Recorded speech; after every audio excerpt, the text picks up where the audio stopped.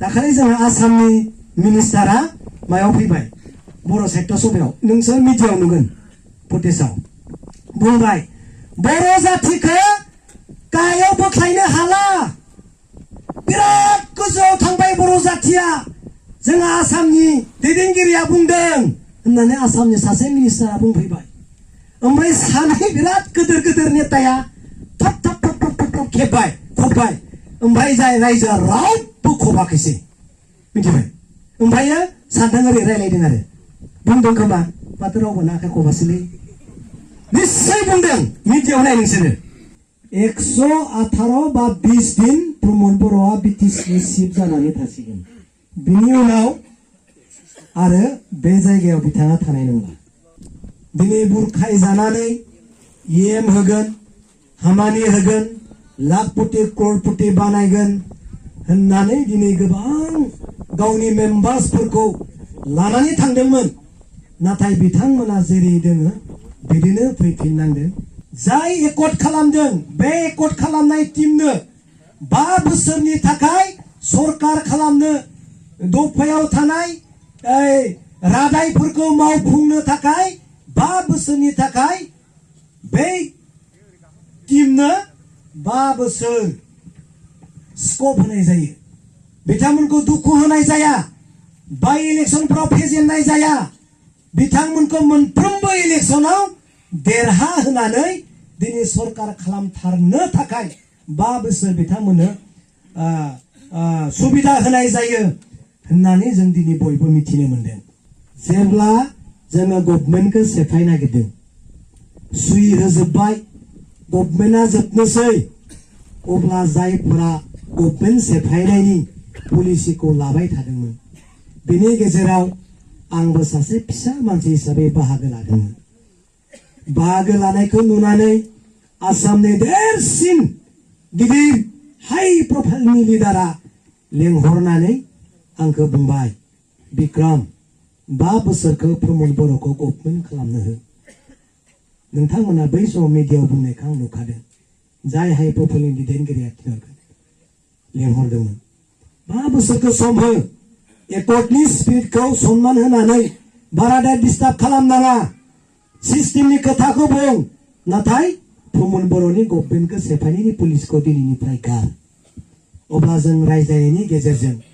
बे सन्मान होदों बिथांमोनखौ गभर्नमेन्ट खालामनो होदों एकर्डनि दफाफोरा मावफुंजायो ना मावफुंजाया बेखौ जों नायनो होदों दा बेबायदिनो थांबाय एकर्डनि दफाफोरखौ मावफुंनो थाखाय स्कोप होबाय आन्दोलननि नामाव दिनै माबा मोनबाय चिफ मोनबाय MLA मोनबाय मिनिस्टार मोनबाय MP मोनबाय MCLA मोनबाय CM मोनबाय गासैखौ मोनजोबनायनि उनाव जुदि बिटिआर एकर्डनि दफाखौ मावफुंनो हायाब्ला बे दाया आरो रावनिबो नंला प्रमद बर'नि जाबाय बे नोङो प्रमद बर' बिथाङा चिफ जानानैबो MLA MP मिनिस्टार CM जानानैबो जुदि बिटिआर एकर्डनि मोनसेबो दफाखौ जुदि मावफुंनो हायाब्ला बे दायनिगिरिया रायजोनि नङा हाग्रामा महिलारि नङा स्टेटनि नङा सेन्ट्रेलनि नङा दिनै बिख'नानै लाबोनानै नोङो जोखावनानैबाबो दिनै बुख'नानैबाबो लाबोनाया प्रमद बर'नि दाय बिबानमोन नाथाय दिनै नोंसोरो बयबो मिथिखागौ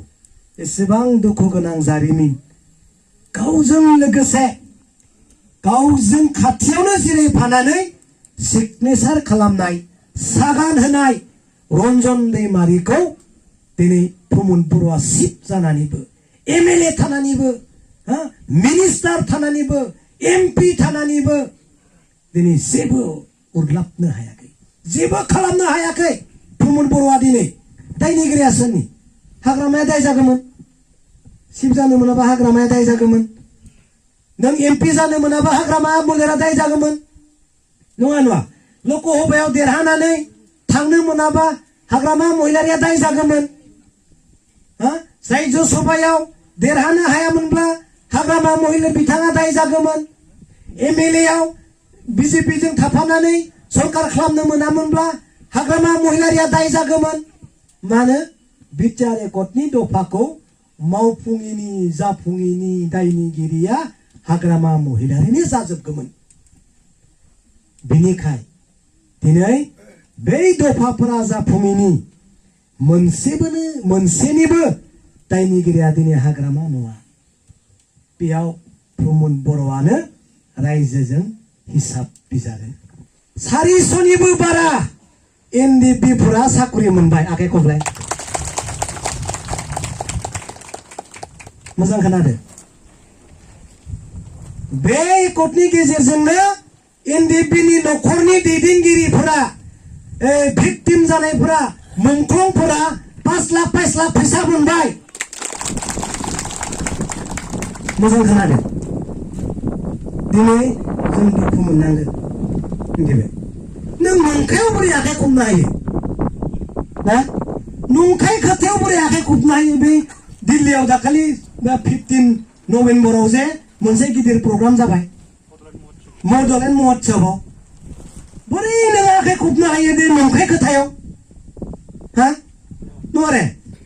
1500 कौटिया थाइसेबो फैयाखै बे एकर्डनि गेजेरजों बिटिआरआव 1500 कौटि फैसा हरनाय जाबाय दे मोजां खोनादो जोंनि लिडारा बेबायदिनो नै दाखालि जोंहा आसामनि मिनिस्टारा मायाव फैबाय बर' साहित्य सभायाव नोंसोर मिडियायाव नुगोन फुटेजाव बुंबाय बर' जातिखौ गाहायाव बोख्लायनो हाला बिराद गोजौआव थांबाय बर' जातिया जोंहा आसामनि दैदेनगिरिया बुंदों होननानै आसामनि सासे मिनिस्टारा बुंफैबाय ओमफ्राय सानै बिराद गिदिर नेताया थाब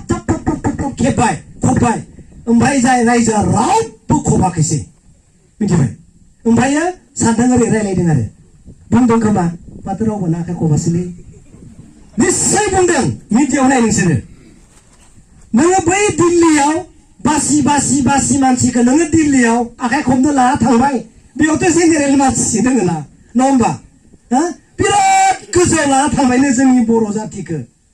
आरो रावबो दानख्लायनो हालानो आयौ 3 बोसोरनि बारा साकरि होनो हायै सार्टिफिकेट बर्डखौ जब्द खालामना दोनबाय बे गोजौआव थांनाय होनबा सागानगिरि मानसिखौ जोबथेसालियाव सोना दोनदों बे गोजौआव थांनाय होनबा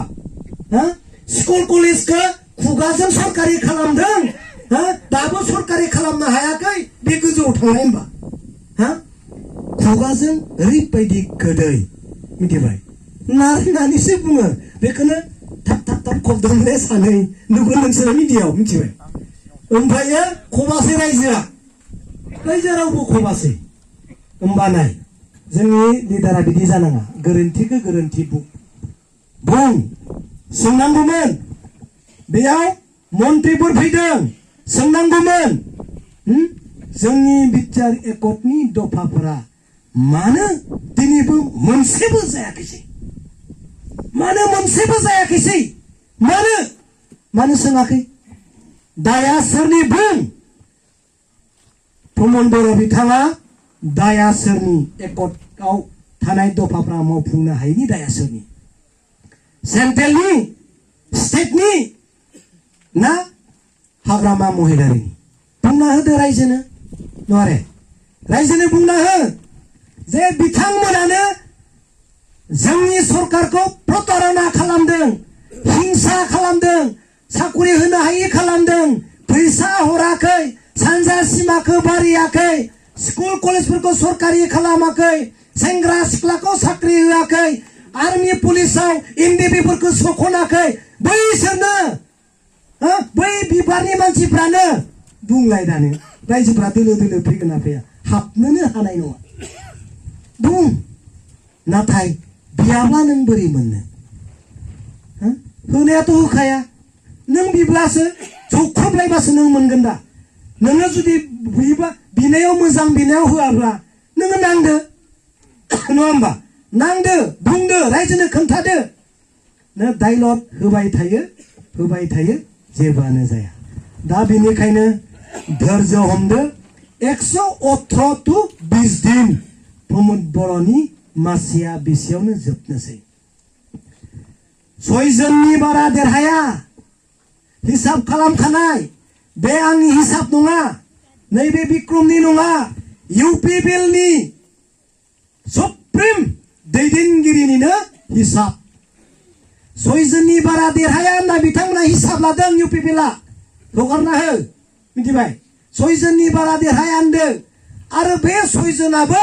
बै सारजों फैगोन होननानै सिगनेचार होखानाय